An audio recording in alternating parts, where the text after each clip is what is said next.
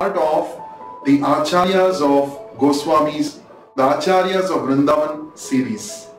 Let us begin today's session with a short prayer. Nama Om Vishnu Padaya Krishna Presthaya Bhutale Srimate Bhakti Vedanta Swamin Niti Namine Namaste Saraswate Deve Gauravani Pracharine Nirvishesha Shunyavadi Paschatya Deshatarine Jaya Shri Krishna Chaitanya Prabhu Nityananda Shri Advaita Gadadhara Shivasadi Gaura Bhakta Vrinda Hare Krishna, Krishna Krishna, Hare Hare, Hare Rama, Rama Rama, Hare Hare. Today, we shall be discussing about a very special personality, one among the 6 Goswamis of Vrindavan. There's an interesting story mentioned in one of the scriptures. There was once a great devotee of Lord Shiva. He was a great Brahmana and he was worshipping Lord Shiva for many years, desiring to become a rich man.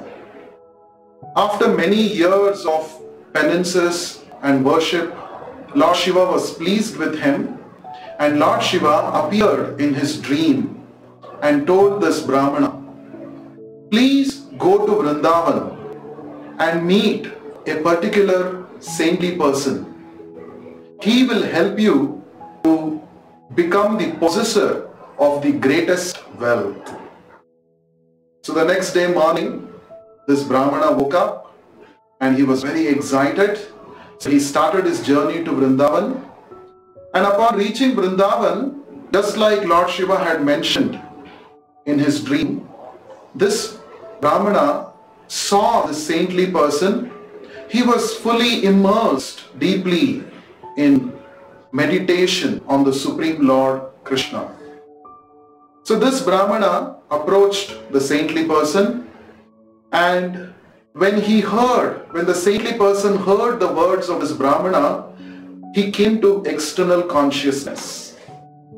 And then this saintly person asked him, "Who are you and why have you come here?" So the Brahmana narrated the entire thing. He said, "Lord Shiva appeared in his dream and he has directed me to come to you, and Lord Shiva has told me that you possess the greatest wealth, and that's why I have come to you." So hearing these words, the saintly person smiled and said, "I am after all a mendicant, a beggar. I go door to door and I beg and I eat whatever I get. How can I be the possessor of the greatest wealth? I think you have come to the wrong person." So saying this, the saintly person resumed his meditation, and this Brahmana was disheartened and he started going back. When he went away, the saintly person, a thought crossed in his mind. So he thought, okay, if Lord Shiva has directed this person to me, that means there must be some special reason why this person has been directed to me. Okay, so he immediately remembered that, okay, I have a touchstone with me, a touchstone called Chintamani stone. It has the special ability to turn anything that it comes in contact with into gold. And this saintly person, he had actually put it in a garbage bin. He had actually put it in a garbage. He had discarded it. So the saintly person thought, okay, maybe Lord Shiva wanted me to give this to him. So he immediately sent word for this person, the Brahmana, and the Brahmana came back, and this saintly person handed over this touchstone to this Brahmana, and the Brahmana was very happy. And then he came to know that this touchstone was discarded as garbage by this saintly person.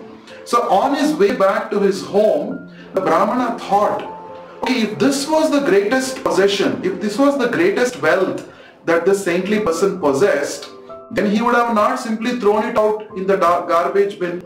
That means there must be some bigger wealth that the saintly person must be possessing. So thinking in this way, the Brahmana came back to the saintly person. And then the Brahmana said, Actually, I think you have a greater wealth which you are not revealing to me? Can you please reveal to me what is that greatest possession because of which Lord Shiva has sent me to you? At that time, the saintly person said, yes, the greatest wealth that one can possess is pure love for Krishna. And I can give you that in the form of the holy names of Lord Krishna. So this saintly person instructed this Brahmana to give up his worldly attachments and in fact make progress in Krishna consciousness by chanting the Hare Krishna Mahamantra. So this story, the saintly person in this story is none other than Srila Sanatana Goswami. Sanatana Goswami, one of the 6 prominent Goswamis of Vrindavan, the principal disciples of Chaitanya Mahaprabhu. We are going to discuss about some of his glories in today's episode. Sanatana Goswami appeared in 1488 in a family, in a Saraswata Brahmana family in Bengal, whose ancestors had migrated from Karnataka to Bengal many centuries ago. So Sanatana Goswami, he had his brothers Rupa and Anupama, who were also very much devoted since the beginning of their lives. In fact, they would be engaged in discussing about the scriptures, in discussing about spiritual subject matters at home. As Sanatana Goswami grew up, he was appointed as the principal secretary by Nawab Hussain Shah in his government. And of course, his brother Rupa Goswami was also the finance minister in Nawab Hussain Shah's government. So this goes to say that how these two people were so influential, so learned, so scholarly, and so capable. So Sanatana Goswami, he was given the title Sakar Malik. That means the principal secretary of the Nawab. Because of his intimate association with the Muslim king and the Muslim ministers, the Hindu Orthodox society had actually ostracized Sanatana Goswami and Rupa Goswami. They were never considered to be Orthodox Hindus because of the intimate mixing with the Muslims, because of their government official work. But nevertheless, Sanatana Goswami was a great devotee of the Lord. He was always meditating on Krishna within his mind. And Sanatana Goswami came to know about Sri Chaitanya Mahaprabhu, that the Supreme Lord himself has appeared and he is spreading the glories of the holy name all over the world, all over the country. So Sanatana Goswami and Rupa Goswami, they desired to meet Chaitanya Mahaprabhu. So when they met Chaitanya Mahaprabhu, after Chaitanya Mahaprabhu accepted sannyas when he was about 24 years old, they met Chaitanya Mahaprabhu at a village in Bengal called Ramakeli. So there, Sanatana Goswami and Rupa Goswami expressed their desire that they want to actually give up this material work, the government services of Nawab, and become fully engaged in the service of Sri Chaitanya Mahaprabhu and propagating his mission. So Chaitanya Mahaprabhu had advised them that an appropriate time they can actually, they will be directed by the Lord and they can then come to serve him at Vrindavan. So after this, Sanatana Goswami, he was not at all interested in his government office work, even though practically the Nawab Hussain Shah had given all the responsibilities of his government practically in the hands of Sanatana Goswami. But Sanatana Goswami was not so interested because he was so much attracted to Lord Chaitanya. He wanted to go to Lord Chaitanya Mahaprabhu and serve him. So these are the desires of a devotee. A devotee may be apparently engaged in some worldly affairs, but just by seeing his external appearance, we can never know the actual mind of a devotee, a pure devotee. So the actual mind of a pure devotee, the mentality of a pure devotee is that in all circumstances, he feels himself to be a servant of the Lord and he would like to engage himself in service of the Lord.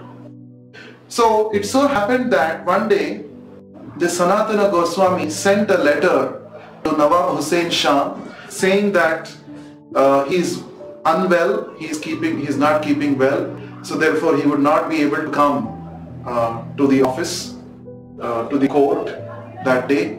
So saying this, what Sanatana Goswami did was, he actually called for many brahmanas at his house and they started discussing Srimad Bhagavatam.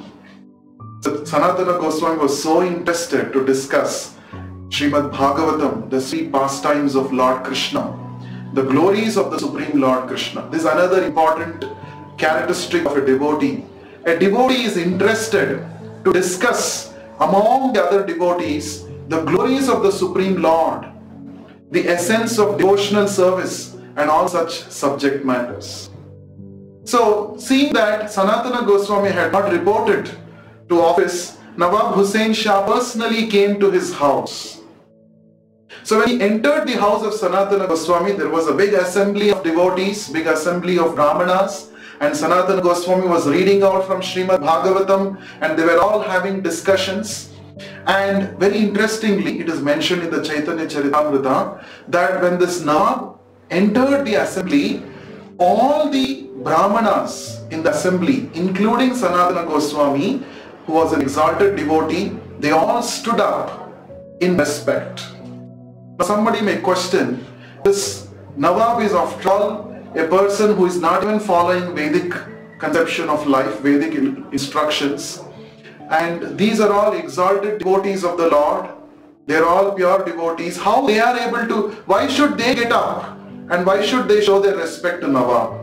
Actually, Srila Prabhupada explains that in the ruler, in the king, a devotee must see the principle of Krishna, his empowerment manifested in that king. Krishna says in the Bhagavad Gita, Yadyad vibhutimat sattvam Srimad urjitam evava tatat evavi gachatvam mama tejomsha sambhavam. Krishna says, whatever great things you see in this world, whatever powerful people, intelligent people, talented people you see in this world, you should know that they are all empowered by me. And whatever talent they display, the power that they display is nothing but a spark of my splendor. So Sanatana Goswami was actually, by his practice, he was actually following this principle. He was actually respecting Krishna's empowerment in that Nawab who was acting like a king. So when Nawab came, Sanatana Goswami flatly said, my dear king, I am not interested in these government official services anymore. I want to actually engage in Krishna consciousness. And then Nawab became very angry. See, I am going to Orissa now to conquer a kingdom and I want you to be with me. It's very important business, you should come.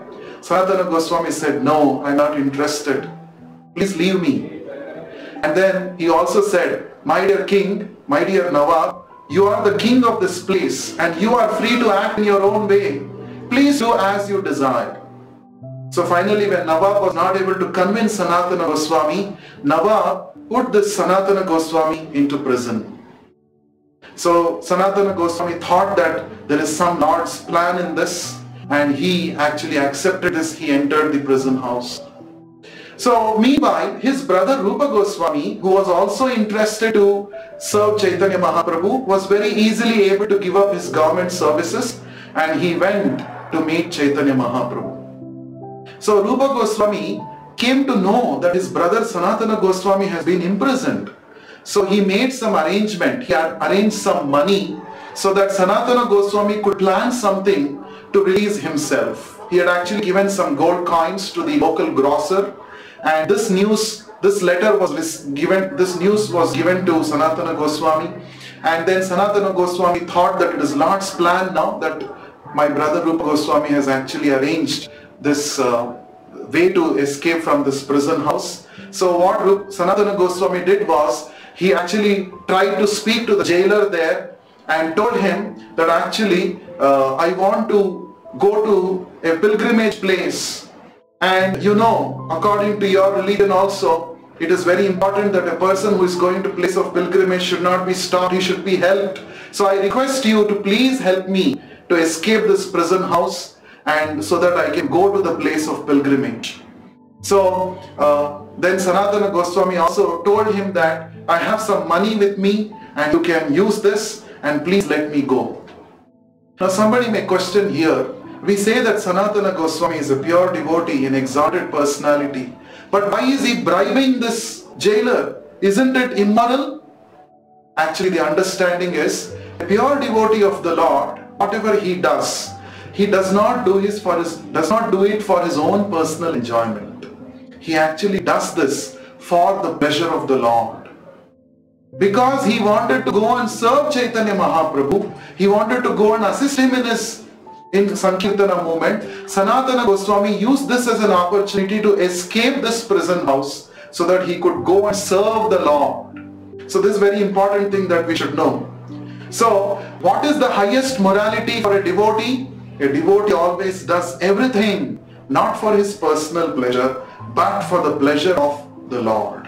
This is another important principle that we can learn from the dealings of Sanatana Goswami. So Sanatana Goswami, with the help of the jailer, he escaped the prison and then he started moving towards Banaras. He knew that Chaitanya Mahaprabhu is at the house of one devotee called Chandrasekhar Acharya. So he wanted to go and meet Chaitanya Mahaprabhu over there. So Chaitanya Mahaprabhu, being the omniscient Lord, knew very well that this great devotee is approaching Banaras and he knew that he wanted to meet him. So on the way, when Sanatana Goswami was going towards Banaras, on the way, Sanatana Goswami met his brother-in-law. And his brother-in-law, there were some discussions happening between the two, and his brother-in-law gifted him a very good, first-class, good quality quilt, a woolen blanket. And even though Sanatana Goswami was not interested in these possessions, because he was insisted so much by his brother-in-law, he accepted that first-class woolen blanket. So he came to Banaras, to the house of Chandrasekhar Acharya, and he was standing at the doorstep near the door, and Chaitanya Mahaprabhu told the Chandrasekhar Acharya, a great saintly person has come to your house. Please go and bring him inside. So Chandrasekhar Acharya went out and he saw there was nobody, but a person who was looking like a Muslim mendicant was there. So Chandrasekhara came back to Chaitanya Mahaprabhu and said, my dear Lord, I did not see any saintly person. To that Chaitanya Mahaprabhu said, did you see anybody at all? And he said, yes, I saw a Muslim mendicant standing there. He said, he is the one, Sanatana Goswami, who has actually come to meet me. Please bring him in.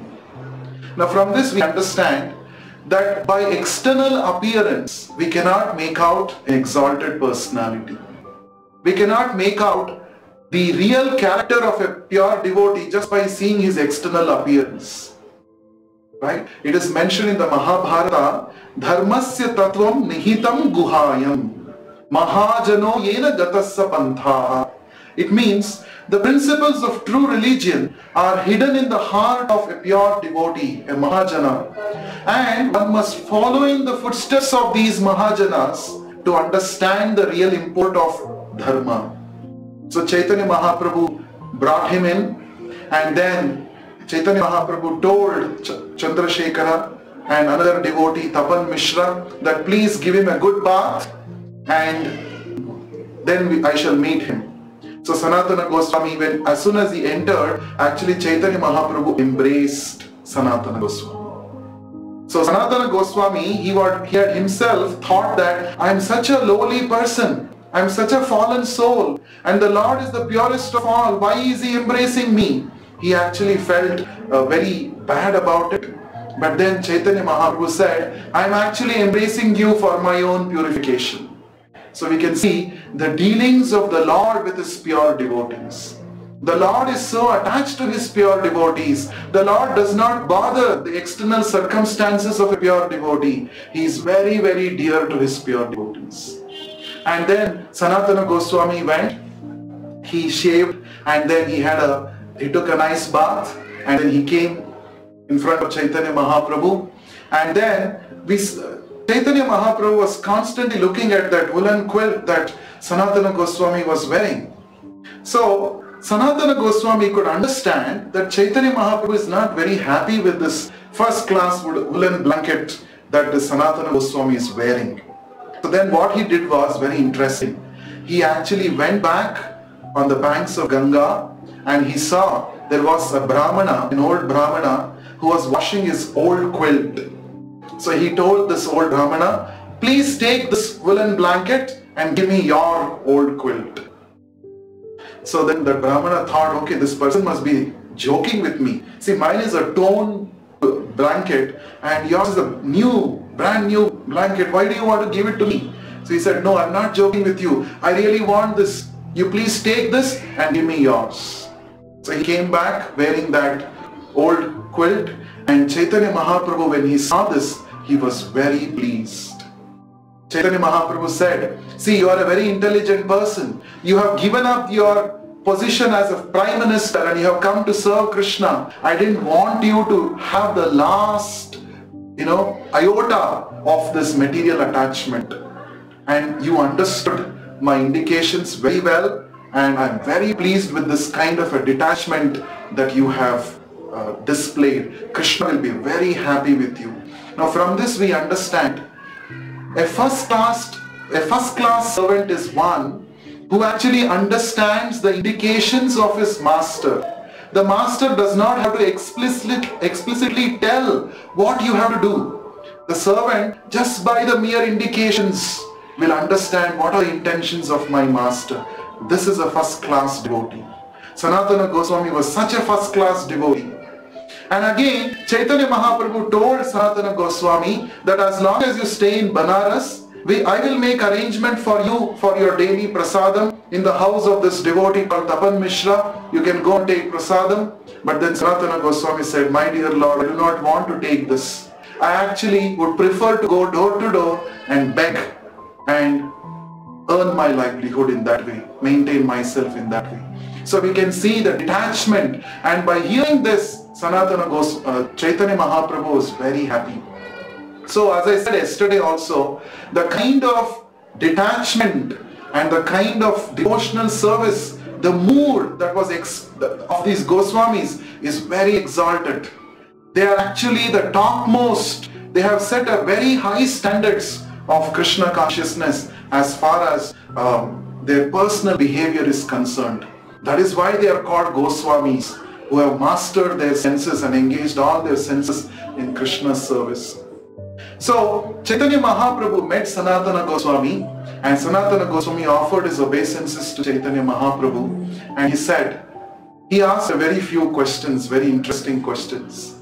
These are very important questions that we also must ponder into. These are relevant inquiries for human life.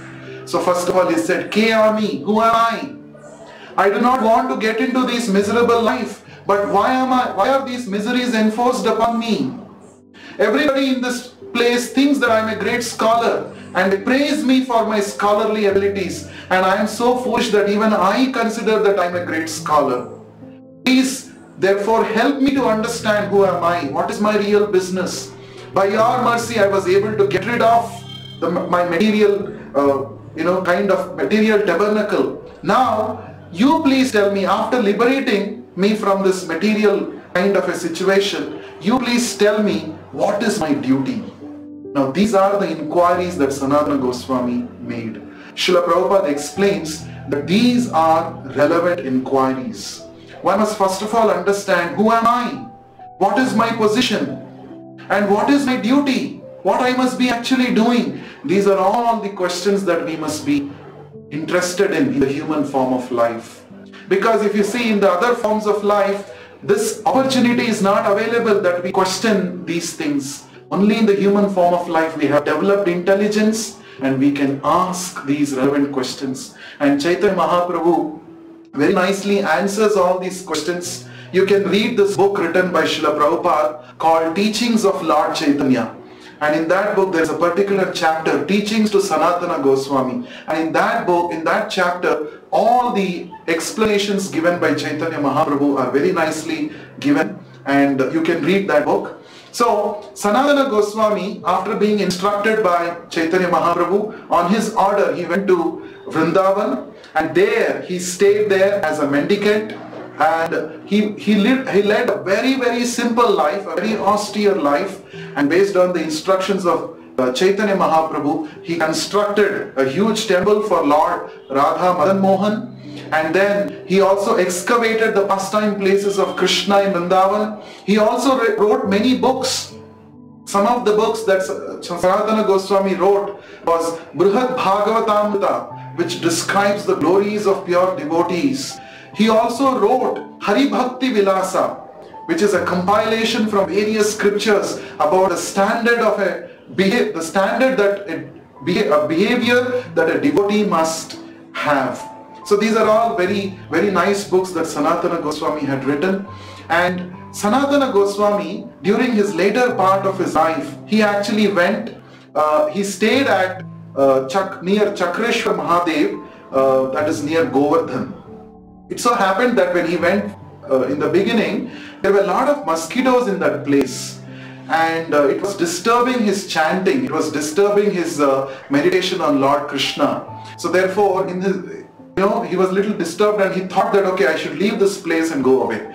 So in the dream that day, Lord Shiva, Chakreshwar Mahadev himself came in his dream and said, please don't leave this place, and I shall ensure that there shall be no trouble for you because of mosquitoes for you from next day.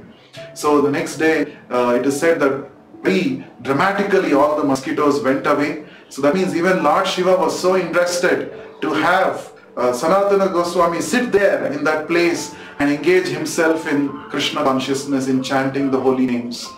So these are the special, wonderful qualities, the transcendental activities of Sanatana Goswami. Sanatana Goswami is called Sambandha Acharya because his worshipable deity is Radha Madan Mohan, who helps the devotees to become free from the trouble of lusty desires and become attached to the real goal of life, to serve Krishna.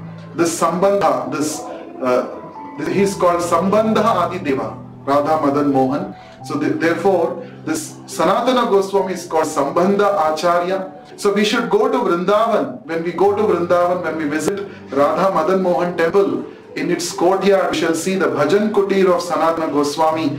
There we must pray to Sanatana Goswami. You are the Sambandha Acharya. By your influence, I can establish my lost relationship with Krishna. Please help me to become established in service, in devotional service to Lord Krishna, the way Srila Prabhupada has explained all of us to practice. So these are the prayers that we can offer to Sanatana Goswami. So I shall be back again tomorrow with the glories of another Acharya of Vrindavan. Thank you so much for listening. Hare Krishna.